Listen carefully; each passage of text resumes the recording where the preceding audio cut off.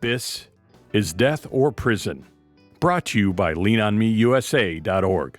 We bring you stories of hope and encouragement. Hello, everyone. This is the Death or Prison podcast brought to you by leanonmeusa.org. And to my left, I have Big Elmo Golden.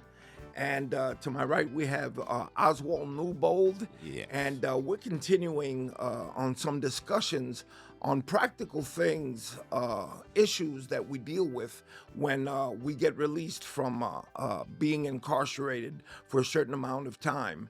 And Oswald, you were talking about that we were going to talk about what today? Employment. Employment. Let's talk about employment, getting a job. Getting a job. Go ahead, you can start off. Well, the reason I said we need to talk about employment, you can't live in this world for free. Right. When we think about it, when you're incarcerated, you got a place to lay your head, you got 3 meals, you got clothes to put on your back. But soon as that gate and that door slam behind you, there go those 3 meals, there go them clothes to wear, there go a place to lay your head. So now life just got real. And how we're going to be employed. Many times we get in there, we won't take a class. Sometimes we're at a place they don't have a class. And I tell people it's not about what the system does for you, what you're willing to do for yourself to learn to be better when you leave than when you came in. At the end of the day, we want to get out and get a job, but are we employable? Right? Another thing we hear often is, hey, I don't care. I just want a job when I get out. I'll start there and grow, but I just want a job. Then they get out and say, well, I don't want to work in the sun. Right? I want any job, so we say. But Back of the garbage truck. Yeah, back of the garbage truck. Oh, no, I don't want that job. Yeah. Right? So I want us to talk about the importance, because some people are in situations where they could take a chance on opportunity. They could take advantage of opportunities. I'll share my story, and this is a true testimony. For 15, I did 25 years. My first 15, you could not pay me to go take a class. You could have said, hey, Oz, I'll give you some money. I just need you to go to class for 3 hours every day. I would have said, man, keep that money. I'm dead serious. I'm not proud to say that. I was even at an institution that had all type of vocations. They had CDL. They had culinary arts. Yeah. They had horticulture, architecture. They had furniture, upholstery and furniture repair. They had everything. And you couldn't pay me to go take a class, because that was me in my mind saying, I'm going to be a business owner when I get out. Well, how much? I don't have my own money. I can't walk in the bank and get a loan. I don't even have a credit score. So how am I have my own business? Sometimes we be in our own reality, but it's not realistic. Even if we're going to have our own business, most of us going to have to start off working somewhere. We don't want to make minimum wage. So how are you going to survive? And let's talk about that. How can I make myself employable? How could a man or woman in there make themselves more employable when they get out, so that they could survive and live how they want to live decently? And considering we talking about, we have a background. So how do we make all of this work? Can we throw that around a little bit and build on that? But my whole thing was, even when we're still dealing with relationships, now being employable, I'm getting that. I did go to all of those programs, but it always the first thing used to run through my mind was, how am I gonna have a girlfriend and I can't take care of her? I ain't got nowhere to put her. Where am I gonna put this woman? Where am I gonna what am I gonna feed her? What kind of dreams that did I have in that fantasy world we were living in? What kind of dreams did I have of me having a wife and then getting out now? And you said something really beautiful. Life happens, right? It's real world now. Yes. And you look at that life. It was impossible for me to put myself in a position to set myself up for failure.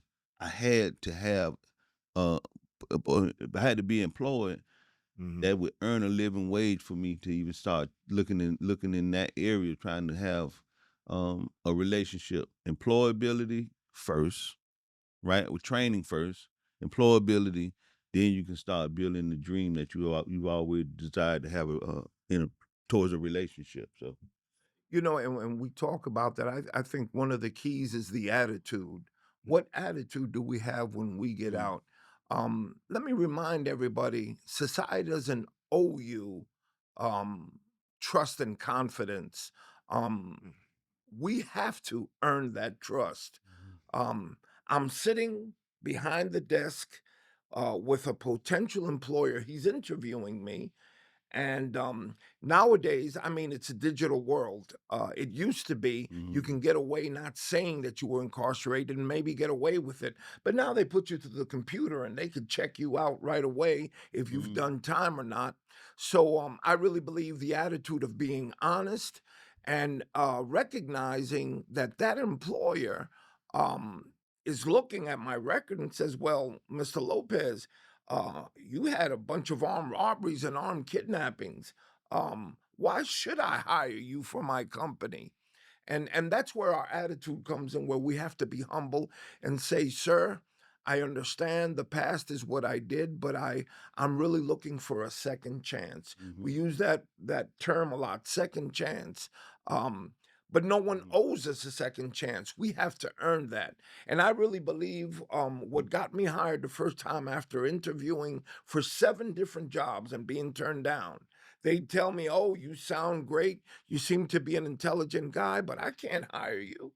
You have 28 armed robberies." Ah, And there I was, very hopeful of getting that job and turned down again. Finally, I went to this guy, which by the way, he's still my friend today. I call him every now and then. And I just told him, listen, before we even get into the interview, let me let you know that I did 12 years in prison for Mhm. this, for this, for that. And I remember he took off his glasses and he says, you know what? Get out. I've never had, no, he didn't say that. He said, I've never had anyone be so honest as you. Mm. I'll tell you what, I'll give you a trial period and we'll see how things go. I appreciate you being honest. And he says, but you have some violent charges. I said, yes, sir. Um, uh, but I'm a Christian. I believe that Jesus Christ can transform you. And you know what? We're not manipulating now or trying to get over or run a scam on somebody. We just open up our hearts and we're honest with that person. Right. And I really believe that most people can see that we're being honest. And he gave me an opportunity. And I worked for the man for 3 years. And Right. now to this day, I call him. I met his wife, his children. I was over at his house for dinner. And I'll never forget. And he says, man, you're doing so well. And I said, well, I thank you for letting me get my foot in the door. Mhm. that's Mhm. good. So something I want to share is this. We're going to be realistic. When you get out, you're likely not going to make the wage that you want to make straight out the door. That's right. So you're going to have to learn to drop the P off of pride and just ride for a while, because that's how we get somewhere in life. And Repeat that again. you got to drop the P off of pride and just ride. and let's Just ride. right. Yeah. I like that. Yeah, that's how it is. But pride is what holds us down a lot of times. All And right. so let me go back and say, I said the first 15 years I wouldn't take a class. Mhm. My last 10 years, you couldn't keep me out of a class. Mhm. And what changed my life in there is when my last grandparent passed away. My grandmother passed. And a light bulb went off in my head, was like, hey, the life you left is not going to be the one you return to. You don't know life without your granddaddy over there, your grandmother over there. Mhm. It's really going to be on you. And around that same time, it was a guy, he was about 6 years older than me. We're in the middle of the rec field. And he says to me, he say, hey, you was young when you came. What you going to do when you get out? And I don't want to hear that about you going to get a job and stay out of trouble. Everybody say that, like how you going to be able to live. He like, man, go take you a class. You can talk to your homeboys on the rec field when you come back. Because he saw me on the rec field every day. And I went, and I'm going to share a story. So I see the education director at the time. Lady name is Lewis. And I say, hey, I want to get in a class. She like, you want to get in a class? Right? She threw in a class so fast, I wouldn't have been able to change my mind even if I wanted to, right? Put me in a computer class, business computer software class. I get the book. I open the book. It tell me insert the cursor. I don't know what a cursor is. I left before the computer age, before the cell phone. So I'm like a caveman in outer space in there, believe it or not. But that computer course still pays dividends because I sit at a computer all day right now with my job. And what I want to share with y'all, the reason I say we have to learn to swallow that pride, my first job when I got out, I went through a temp agency, making $9.05 an hour, 40 hard hours in the sun. Right? I was general labor. But guess what? I said I worked in prison for free. I take this little job right now to start. I know our starting point is not our end all, but we got to start somewhere, especially if we don't have jobs to put on our resume. Yeah, we'll put some of them jobs we had in prison on there, but if we don't have no real work history, we have to start somewhere. Right. And one of the things about even taking that minimum wage job, it's hard to get stuff in his life with the word unemployed by your name. So just getting the word employed by your name is a start with moving, with getting it together in the system. And I ended up taking a class when I was at a reentry center. I came home with my pesticide license. That's how I ended up getting my job with the city. The city of Riviera Beach gave me a start when I started out. 14 months after I was with the city, I became an acting manager. So I'm in a budget almost $2 million.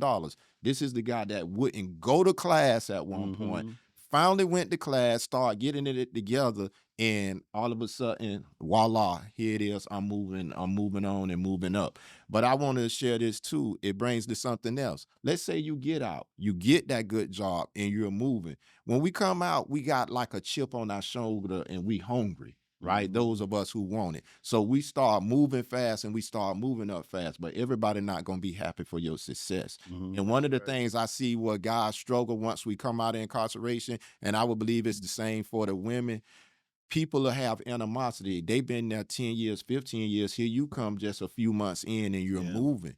Guess what? We have to learn how to let that roll off our shoulders because everybody not going to be happy for your success. And how do you balance that? Because one of the things I notice in the workplace is not the work ethic. A lot of times it's our attitude. We can't be in the workplace but want to handle matters like we're on the rec field. Right. It doesn't work like that in the real world. That's how, and we're a reflection of one another. Right. One of us blow it on there, it's going to impact the guys coming behind us. It don't matter how many of us do good. It could be 100 people. 95 did good, but 5 did bad. They're going to lean at that 5. Right. And the last thing before I pass it on to one of my things, let's look at 2 fruits. One is a good fruit and one is rotten and it's spoiled. If those 2 fruits are touching one another, the rotten fruit not going to make the good fruit not going to make the rotten fruit get good, but that rotten fruit will make that good fruit go rotten. Right. That's how life goes. So we have to make sure that we are part of that good fruit and touching good fruits. And if you want to do right in your life, you can't be hanging around those doing wrong. So that's another hold down. But I'm gonna pass the torch around here because I know all they got a lot of things to share about it because we deep in it because we want success for everybody. Well, no, what you're saying is definitely something I'm gonna steal. I'm gonna be using. Drop the P off pride and just ride. And let's ride. Right. You know, another thing too. You really got to know yourself while you're incarcerated. That's the best time that you can get involved in just being active in who you are. You know, we talking about character as well, right? Your character. So when you got to be honest, right? Why are you even thinking about being involved in a relationship? Is it because that's what you desire and it is the order of things, but are you trying to manipulate somebody? And so just you guys that thought you got away about the ones that we know are writing these pen pals and trying to get them involved in it just so you can have some canteen or just so you can have your ego satisfied, that's a no-no, man. You still dealing with God's child. And so as much as you are you think that you're getting over on this, there's still a price to pay for that. Yes. You got to I've seen women travel over hundreds of miles just to go see somebody that they met. As a matter of fact, I looked on Facebook the other day and it was showing how many lifers, how many guys that have life sentences are getting married. As a matter of fact, 2 guys in our fatherhood program got married and they both have life sentences. So it makes me question, like, are you really going to make this woman do this time with you like that? Is it really God ordained?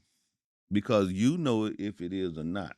Or are you using manipulation just to make sure that you have a piece of what reality is or what you've created or think reality is on the outside?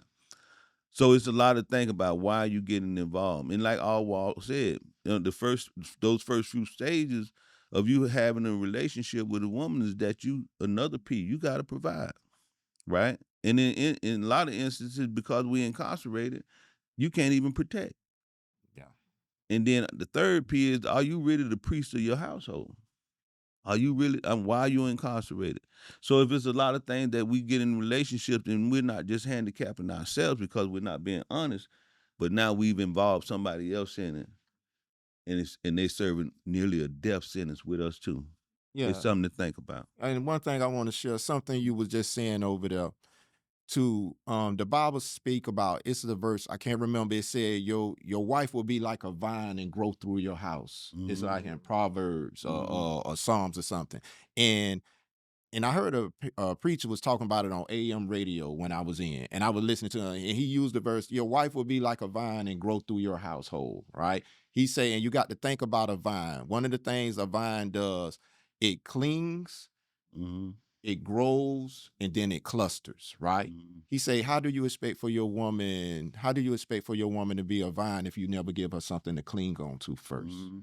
And I was like, "Wow." Mhm. Because she can't even grow and cluster if you haven't given her a vine starts Yeah. clinging and then it grows like that. Mhm. Even out in the field, you'll see them put the wood sticks. That vine needs to cling on to something. So yeah, that's good. And the manipulation thing you was talking about, a lot of times, guys, we talk about all of that providing we gonna do. I'm a man, I'm a Mhm. leader. Guess what? That woman gonna let you lead and be that provider. She gonna hold you right to those words. Right Mhm. there. She'll let you get those bills and put real life pressure on you because you was talking that talk in there. Yeah. And that happens. And guess what? When it's time for us to have to uphold to that, we can't stand up to it. We ain't tell a woman we won't go take a class. Mhm. Right? We telling her all the opposite things about what we're gonna do and how we're gonna make it Mhm. together. And that's a manipulation too. But Raul, what's your thoughts on this here? Well, we were talking about manipulation. How many of you who are watching right now could be honest with themselves and say, I'm a manipulator? Um, I could be a manipulator at the drop of a hat, but slowly but surely as time, I've been out 17 years now. Mhm. I recognized as I introspected and looked at myself that I was a manipulator. And that's a behavior that needs to go. Mhm. Because in the corporate world, in the employment world out there, people could spot a manipulator. And what you're Mhm. doing is you're closing the doors to opportunities you might have because you're still manipulating. Mhm. And but it goes back. One of the things that impacted me was I don't need to manipulate and do everything on my own because the Lord Jesus Christ is my provider. One of his name is Jehovah Jireh, the provider. Mhm. So I don't need to work everything out on my own when I can rely on my Lord and Savior Jesus Christ. And so the manipulation is something that shuts down a relationship. It kills trust, Mhm. and people can see right through it. Mhm. So when you get out uh, after doing time, be aware. Mhm. Am I manipulating? Am I saying? Am I doing things? Do I have behavior that's manipulating? And it's just not relationships with a woman too, right? Right. We talking about professional That's relationships, right. relationships with our family, all Yes, relating that that's right. manipulations to Employers, tear it you name apart. it. Yes, Yes. sir. Yeah. Mhm. I mean, I wish we had numbers, right, of guys that had actually got out and was still involved in those relationships while the male and female had put together during incarceration. And I'm gonna tell you, I interact with a lot of guys, and we all do that have been released, and then it's part of our job is to find out where they're at, not just sociably, but also involved into their families and also into relationships that they have.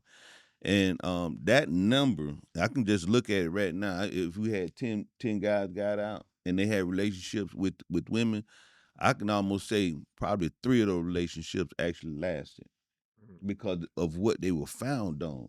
If it was found on anything else other than that solid rock, that Jesus Christ foundation, 9 times out of 10, they don't work. And I'm not saying don't stop pursuing, being happy, and if God ordained that relationship, because He can. I've never seen barbed wire stop love or Mhm. concrete. So I know some of them do work. But when you go in wrong, we don't use manipulation now as men of God. The Bible tells us that surely you almost persuade me. right? So persuasion and manipulation is something totally different. Manipulation is based on evil. It has a selfishness to it. Where persuasion is you kindly guiding someone's heart towards what's righteous. Mhm. And I think that's what men are missing now. Instead of just trying to be righteous, we're leaning more on now. What can you do for me, or what have you done for me? So Yeah, that's a good point. The We started out talking employment, but one of the reasons we went back to relationships because a lot of times, and it's crazy. I didn't think about this. S- Some people money make different people act a certain way. mm, Like some of us, we're a certain way when we're broke, and then we're a different way when we got a pocket full of money. Like I'm just being honest. Yeah. So money influences our character and behavior where we shouldn't allow that to do it. Whether you could be broke with money but still be rich in spirit. So we got to learn how to stay rich in spirit, and we'll get to the other right. things we need in life. Um, and we talking about employment right now because it's being honest, it's hard out here to live in this world right now, Of course. right? hmm For those of you who are in and got a chance, get some classes, get something up under your belt, and don't go take something just to take it. Get something that you will really use. One of the worst thing to have, you done took 5 trades and have no intention of using any of them. Yeah. That's a waste of time. 2 things in life, we invest either in money or time. Don't waste your time. Get something you would really use. You may not do the work forever. You might end up owning that business one day, but you still need to know what goes into that business. Get something you plan to use. And I'm just thankful for this to talk about employment. And I will share this here. One of the hardest things for us to face a lot of times is our past. So for those in there who thinking we're not going to have to account for our past, we're going to have to account for it. And Raul was just saying we can't hide that. It's all in how we tell that story. A lot of times we do stuff with our clients that come in the office, and then we do the employment workshop. People talk themselves out of job. Oh yeah, I was in and out of a DJJ program, and we like, hey, what's a DJJ? Because you can't assume everybody know it, especially if they've never been in trouble. Right. Oh, well, that's Department of Juvenile Justice. And you say you was in and out, right? So we just getting them to think. You talk yourself out of a job. But if you don't know what to do, it's okay to ask questions to work on your craft because we can make it, and we're going to have to account for it. It's all in how you tell that story. And key thing I always ask people when we do the workshop, and we put them in an employment scenario where we say, hey, there's a lot of applicants. What differentiates, why should we select you over the other candidates? What separates you from the pack? And that's the question while y'all have time you need to figure out. What separates you from the pack? Why should an employer hire you versus hiring all these other candidates? Let me answer right? that question. What for you. would you say? Sir, if you hire me, I guarantee you I'll bring 15% increase to your company. I guarantee it. There it is. That's what Elmo. What you think you'll crack? Never at 'em? fail. Raul. Never fail. What you think Never you'll fail. crack in a situation like that? Because Yeah. that's a hard one when put on the spot. Yeah. Well, if anything, sir, that prison has taught me is that I'm really hungry. The difference is I come here, I'll be here early, and I will leave later, and I'll do whatever I have to do. Just getting the opportunity, I'm very grateful for. So whatever I have to do, I will do at this job. Right, that's good. And a lot of times people say, well, I'm a hard worker, I'm a quick learner, and all that. Everybody say that, y'all. Right, for real. So when they ask you what separates you from the pack, you have to figure that out because that's for each individual. But I think something that kind of works for us, my answer to that, what separates me from the pack, I ought to tell the people, madam or sir, or whoever it is, I say, hey, as you know, I've been through something in my life, but right now I'm just looking for a second chance. And what separates me from the pack is if you give me a chance, I'll be the most loyal person you have because you gave me the opportunity nobody else did. By the way, we're talking about employment and so on, but we all are involved in helping people get employed. I work for a company that does reentry when people come out of prison. We help them find jobs. We connect them to resources so they can succeed. Oz? Yeah, so I'm a reentry coordinator. So I work. It's crazy that all three of us work in the reentry space. So Mm-hmm. I did leave while I was in public works working for the city, and now I do reentry.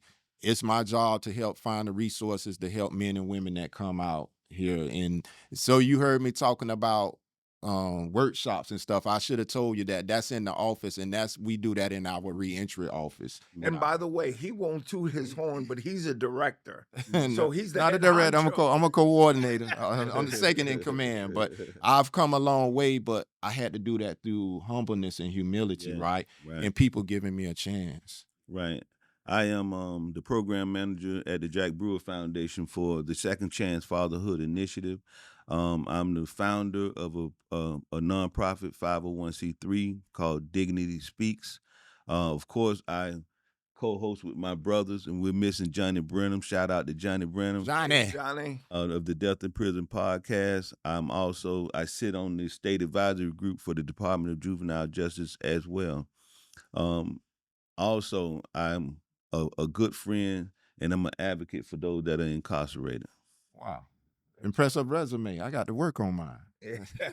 No, I'm messing with you. But I'll tell you something that we all have in common is we have a passion for what we do, because this is something we didn't study in college. I mean, we've been there, done that. We did the time, and we know what it's like to get out.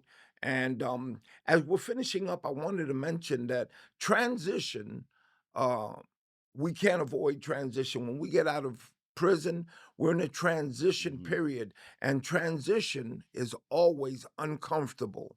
What helped me a lot and impacted me a lot was when somebody told me, you know what, Raul, where you're at is not where you're always going to be.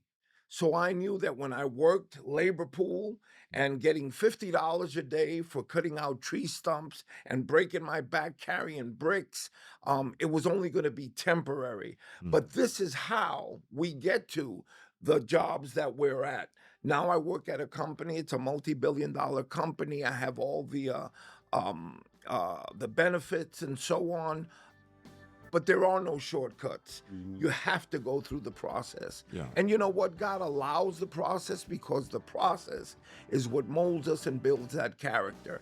Listen, your personality, your charisma, your gifts will get you there. But what will maintain you there is your character. And that's At 2 or 3 o'clock in the morning, when no one's around, there's no CO, there's no sergeant, there's no wife, there's no pastor, there's no probation officer. How are you going to act at that time? Amen. That's your character. Well, you've been listening to a great discussion here about employment and a lot of the pitfalls and so on when we get out. We'll continue some of these topics for your edification. But this has been the Death of Prison podcast. I'd like to thank Elmo Golden, Oswald Newbold, and I'm Raul Lopez. This is the Death of Prison podcast, but we like to say, choose life. I can change the world. Feed one, teach one boy.